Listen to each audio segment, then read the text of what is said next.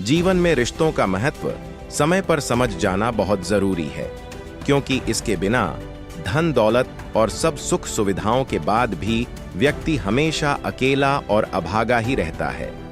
अक्सर व्यक्ति उन लोगों की कद्र करना भूल जाता है जो लोग उसे रिश्तों के रूप में मुफ्त में मिल जाते हैं, जिसका परिणाम जीवन के आखिरी पलों में दिखता है, जब व्यक्ति इस पर आंसू बहाने के अलावा कुछ नहीं कर पाता है।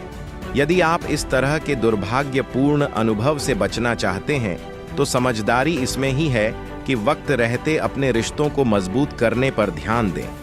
इसमें भगवद गीता में भगवान श्री कृष्ण द्वारा दिए गए ये 5 उपदेश आपका मार्गदर्शन कर सकते हैं।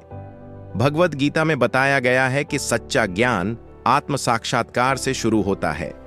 इसलिए जरूरी है कि हर व्यक्ति सबसे पहले खुद को गहरे स्तर पर समझे, क्योंकि किसी के साथ व्यक्ति एक स्वस्थ संबंध तभी बना सकता है जब वह खुद की इच्छाओं, भय, शक्तियों और कमजोरियों की समझता हो।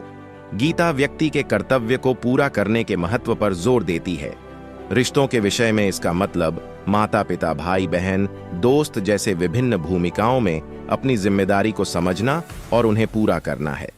जब व्यक्ति अपने धर्म के अनुसार कार्य करता है, तभी वह अपने रिश्तों में सकारात्मक योगदान देने में सफल होता है और तालमेल बनाए रख पाता है। गीता में वैराग्य को समझाते हुए श्री कृष्ण कहते हैं कि व्यक्ति सुख तभी भोग सकता है जब वह वैरागी हो जाए। इसका मतलब यह नहीं है कि वह अपने सारे रिश्ते नाते छोड़कर चला जाए, बल्कि सबसे जुड़कर भी किसी का मोह ना रखें। वहीं अनासक्ति का अभ्यास करके रिश्तों पर निराशाओं और अपेक्षाओं के प्रभाव को कम किया जा सकता है, जो अलगाव के लिए जिम्मेदार होते हैं। गीता में वैराग्य को समझाते हुए श्री कृष्ण कहते हैं कि व्यक्ति सुख तभी भोग सकता है जब वह वैरागी हो जाए। इसका मतलब यह नहीं है कि वह अपने सारे रिश्ते नाते छोड़कर चला जाए, बल्कि सबसे जुड़कर भी किसी का मोह न रखे। वहीं अनासक्ति का अभ्यास करके रिश्तों पर निराशाओं और अपेक्षाओं के प्रभाव को कम किया जा सकता है, जो अलगाव के लिए जिम्मेदार होते हैं।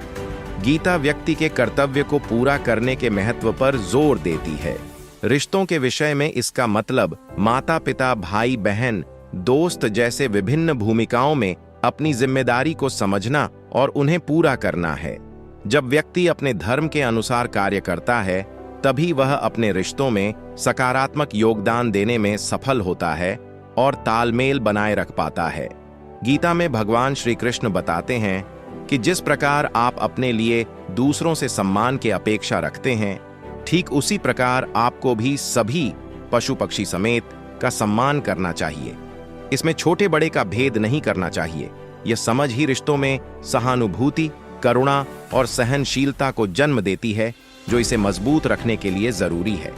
राधे राधे मित्रों, भगवान श्री कृष्ण आप सभी को सुख समृद्धि प्रदान करें।